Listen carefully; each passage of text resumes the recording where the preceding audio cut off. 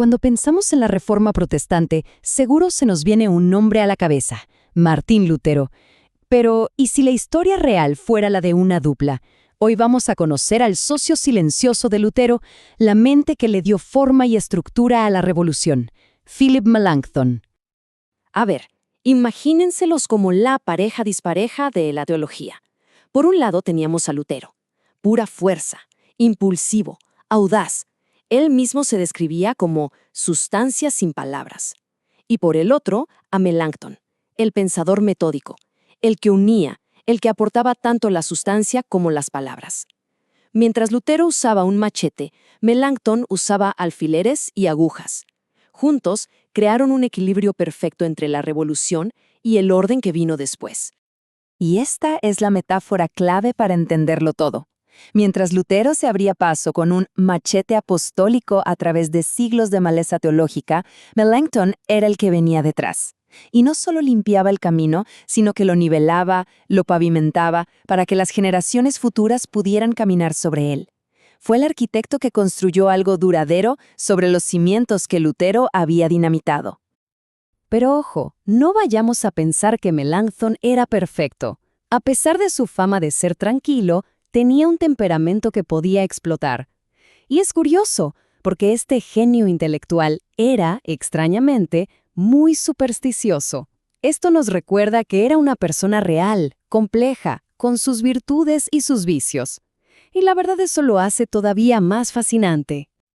Bueno, entonces, ¿cómo es que este joven prodigio termina convirtiéndose en el socio indispensable de Lutero? Pues su historia empieza mucho antes de que la Reforma se convirtiera en un fenómeno mundial. Desde muy joven, Melanchthon fue un auténtico prodigio. De hecho, su tío abuelo, que era un humanista famosísimo, lo convenció de cambiar su apellido alemán, Schwarzeret, que significa tierra negra, por su equivalente en griego, Melanchthon. Imagínense, con solo 22 años ya era profesor en Wittenberg. Y no perdió el tiempo, ¿eh?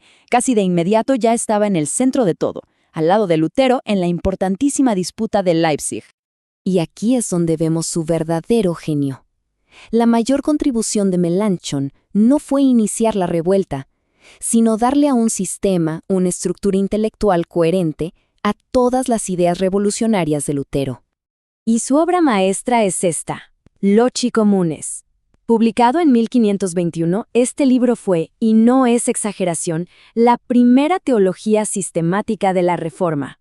Lo que hizo Melanchthon fue tomar todas esas ideas protestantes, que a menudo eran fogonazos de genialidad, y las ordenó en un sistema lógico, coherente y, sobre todo, basado en la Biblia. Este libro no solo organizó el movimiento, prácticamente lo definió. Ahora avancemos rápidamente a un año clave, 1530. La Reforma, que todavía era joven, se enfrenta a su prueba de fuego. El lugar, la Dieta de Augsburgo, una asamblea imperial donde el movimiento se jugaba literalmente su futuro. Pero aquí viene el giro. Lutero, declarado hereje y proscrito, no podía asistir. El movimiento se quedó sin su líder más visible en el momento más crítico. ¿Y quién dio un paso al frente? Philip Melanchthon. No solo fue en su lugar, sino que se convirtió en la voz de toda la causa luterana. Fue él quien escribió la Confesión de Augsburgo, que sigue siendo el credo fundamental del luteranismo hoy en día. Ahí, Melanchthon demostró que no era solo el socio de Lutero, era un líder con todas las letras. Pero claro, ninguna gran alianza es estática. Conforme Melanchthon maduraba como teólogo, su pensamiento empezó a tomar su propio rumbo, uno que no siempre coincidía con el de su mentor. Y esto, claro, generó algunas diferencias importantes. Y esto es clave para entenderlo. Melanchthon nunca se consideró un rebelde. Para él, lo que estaba haciendo era madurar, refinar las ideas de Lutero, no traicionarlas. Pero claro, sus críticos no lo veían así. Algunos lo acusaron de estar suavizando la Reforma, de quitarle su filo revolucionario. Entonces, ¿cuáles eran esas diferencias? Principalmente dos.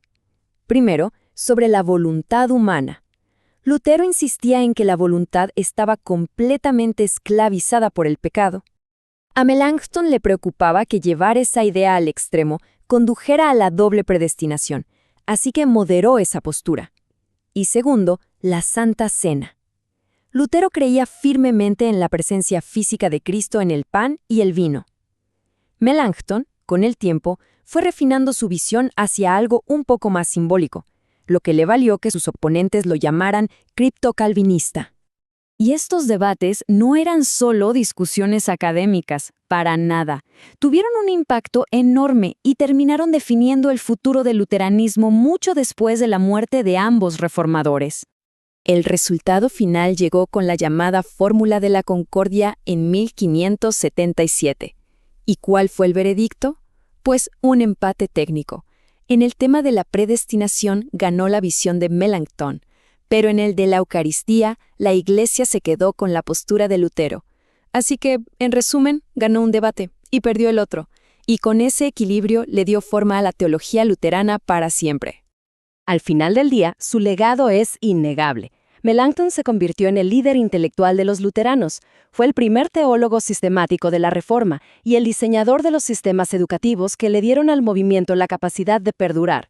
Y en una ironía fascinante, fueron sus dones, sus peculiaridades y hasta sus contradicciones las que se usaron para consolidar una reforma que cambiaría el mundo. Y todo esto nos deja con una pregunta final, ¿no? Al ver esta alianza tan poderosa, uno se pregunta, ¿qué es más necesario para un cambio real y duradero? ¿La fuerza disruptiva que abre el camino a machetazos o la mente metódica que construye algo sólido sobre ese terreno despejado? Quizás, solo quizás, la respuesta es que se necesitan ambos.